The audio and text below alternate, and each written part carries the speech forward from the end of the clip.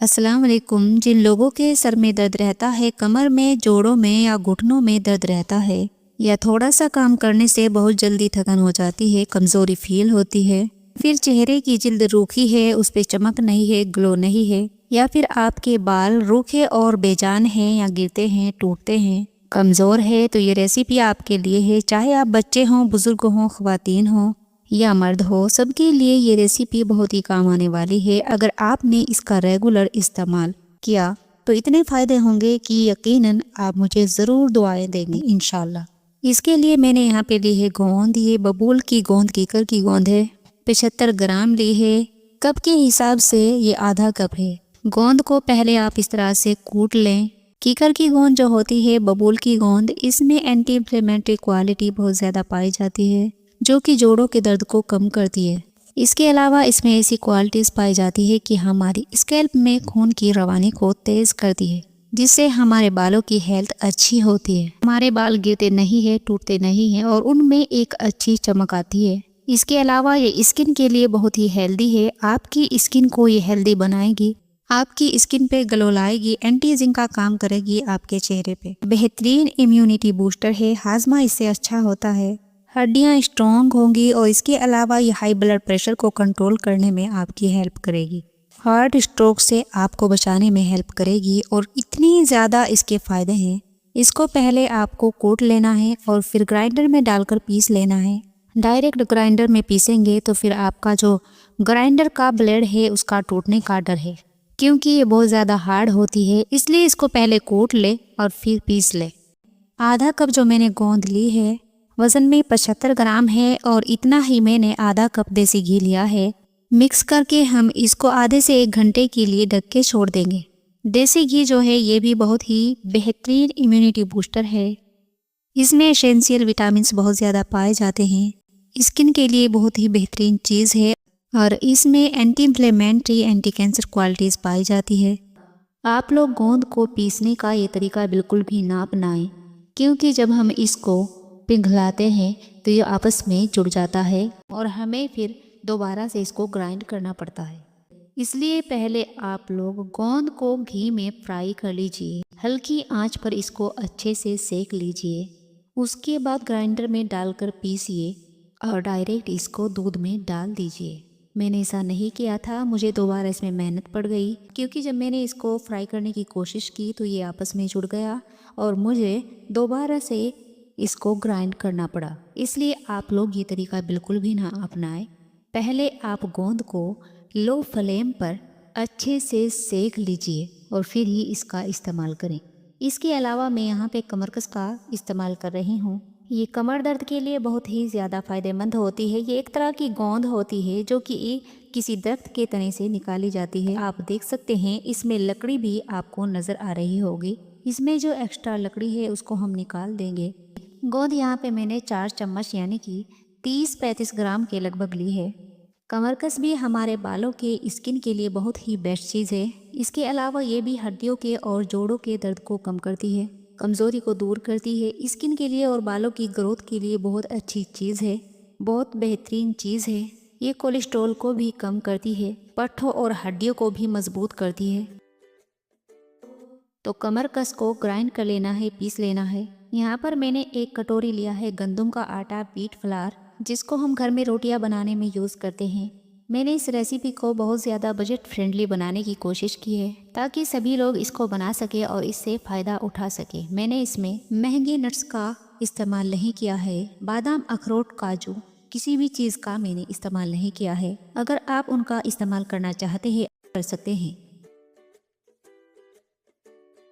वरना हमने इसमें आटा डाल दिया है। और जो ज़रूरत की चीज़ें हैं, कमरकस, गोंद, इसके अलावा मैं कुछ और चीज़ें डालूंगी जो कि हमारे कमर दर्द और जोड़ों के दर्द के लिए, स्किन और हमारे बालों के लिए अच्छी है। वो सब चीज़ें मैंने इसमें डाल दी है। बादाम वगैरह आप डालना चाहे तो डाल सकते हैं, लेकिन यहाँ पे मैंने आधा कप मगज़ लिए हैं, खरबूजे के बीज। इनको मैंने मोटा सा दरदरा सा कूट लिया है, ग्राइंडर में डाल के इसको हल्का सा चला लिया था। यहाँ पे मैंने 1 कप खोपरा नारियल लिया है, जिसको मैंने ग्रेट कर लिया था। साबुत वाला नारियल ग्रेट करके डालें। जो पिसा हुआ मिलता है उससे ऑयल बिल्कुल निकला हुआ होता है। साबुत नारियल के ज़्यादा फायदे होते हैं। 2 खाने के चम्मच मैंने यहाँ पे तिल लिए हैं और 2 ही खाने के चम्मच यहाँ पे मैंने खसखस ली है। खसखस को आपने मिट्टी वगैरह निकाल कर धोकर साफ़ कर लेना है, तभी इस्तेमाल करना है।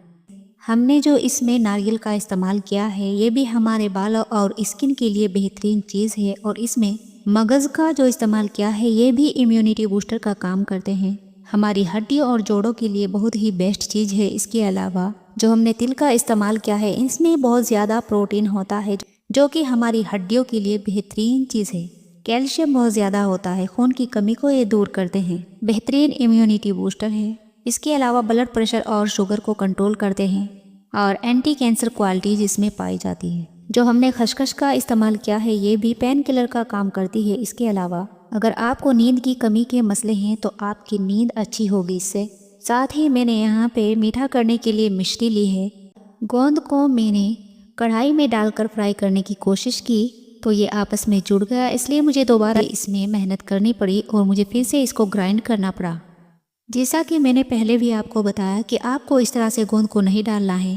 पहले आप गोंद को घी में सेक लीजिए और फिर ग्राइंड करके इसको डायरेक्ट दूध में डाल दीजिए, नहीं तो आपको भी दोबारा से मेहनत करनी पड़ेगी। यहाँ पे मैंने आधा लीटर दूध का इस्तेमाल किया है। दूध डालने के बाद हमें इसकी आंच तेज़ कर देनी है ताकि दूध में अच्छा सा उबाल आ जाए।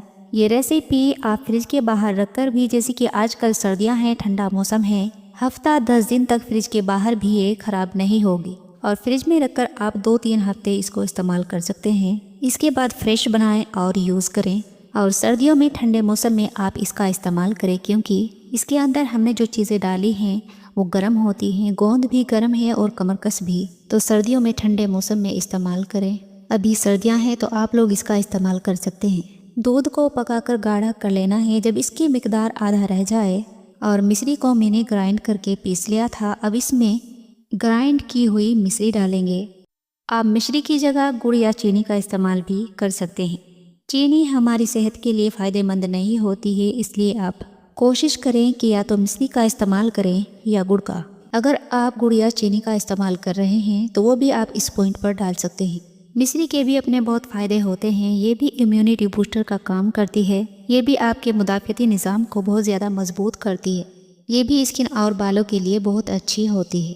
मिश्री जब हम इसमें डालेंगे तो दोबारा से पतला होगा, मीठा पानी छोड़ेगा। बस 1-2 मिनट पकाने के बाद कमरकस जो पीस के रखी थी, इसके साथ ही मैंने आधा चम्मच इलायची पाउडर लिया है फ्लेवर के लिए। बिल्कुल ऑप्शनल है, फ्लेवर के लिए, खुशबू के लिए हम इसमें डालेंगे और इसको अच्छी तरह से मिक्स कर लेंगे। अच्छी तरह से जब कमरकस इसमें मिक्स हो जाएगी तो हमने नारियल, मगज़, तिल और खसखस को जो रोस्ट करके रखा हुआ है वो भी हम इसमें मिला देंगे, मिक्स कर लेंगे। दूध को बहुत ज़्यादा गाढ़ा मत कीजिएगा, थोड़ी सी कंसिस्टेंसी रहने दीजिएगा ताकि चीज़ें हमारी अच्छी तरह से इसमें मिक्स हो जाए। हमें सभी चीज़ें इसके अंदर मिक्स करनी है। सभी चीज़ों को मिक्स करने के बाद हमने जो आटा भून कर रखा हुआ था, आटे को हमें बहुत अच्छे से भूनना है कि इसका कच्चापन बिल्कुल ख़त्म हो जाए, क्योंकि आटा डालने के बाद इसको बहुत ज़्यादा कुक नहीं करना है। यहाँ पे हम थोड़ा थोड़ा आटा डालते जाएंगे और इसको मिक्स करते जाएंगे। आटा डालते हुए ये सूखा हो रहा हो तो आप इसमें देसी घी डाल सकते हैं। यहाँ पे मैंने घी डाल दिया है और इसको अच्छे से मिक्स किया। फिर मैंने इसमें आटा डाला और फिर मैंने इसको मिक्स किया। और अगर आप इसमें देसी घी नहीं डालना चाहते तो आप इसमें आटे का कम ही यूज़ करें। आधा कप आप इसमें फिर आटा डालें। गैस की लो को कम रखेंगे। तो मैंने इसमें बादाम, पिस्ते, अखरोट कोई भी चीज़ नहीं डाली है इसको बजट फ्रेंडली बनाने के लिए, क्योंकि हमें जो भी पेन किलर के लिए चीज़ें चाहिए, इम्यूनिटी बूस्ट करने के लिए चीज़ें चाहिए, वो हमने सब इसमें डाल दी है। लेकिन आपकी मर्ज़ी है, अगर आप इसमें बाकी नट्स डालना चाहे तो आप डाल सकते हैं। अच्छी तरह मिक्स करने के बाद 2-3 मिनट मैंने इसको लो फ्लेम पर पकाया है। आप देख सकते हैं कि कितना सॉफ्ट और मज़ेदार ये हलवा हमारा बनकर तैयार है। अब यहाँ पे मैं डाल रही हूँ अदरक पाउडर, सौंठ पाउडर 2 खाने के चम्मच। ये भी बहुत ही बेहतरीन एंटीऑक्सीडेंट और एंटीबैक्टीरियल का काम करता है। अगर आपके सर में दर्द है तो इस सर के दर्द के मसले को भी ठीक करेगा इंशाल्लाह। ये खांसी के मसले को भी हल करता है। इसके अलावा जो बॉडी के अंदर कैंसर कोजिंग सेल्स बनते हैं उनको भी ये ख़त्म करने में हेल्प करता है। ये बेहतरीन पेन किलर का काम करता है। और अगर आप चाहे इसको हलवे फॉर्म में भी खा सकते हैं। इसको घी से या ऑयल से ग्रीस करके इसमें पीसेस जमा के इस तरह से भी कर सकते हैं। अगर आप इसको हलवा फॉर्म में खा रहे हैं तो डेली आप इसका 1 चम्मच सुबह में खा लें। सुबह में खाली पेट खाएं तो इसका बहुत ज़्यादा फ़ायदा होगा। बच्चों को दे रहे हैं तो आप इसका छोटा चम्मच दीजिएगा, और अगर आप ये पीसेस खा रहे हैं तो आप इसका 1 पीस खाएं और बच्चों को आधा पीस दें। बहुत ही सॉफ्ट, मुंह में घुल जाने वाला हलवा बनकर तैयार हुआ है। रेसिपी अच्छी लगे तो लाइक शेयर कीजिएगा और मुझे दुआओं में याद रखिएगा।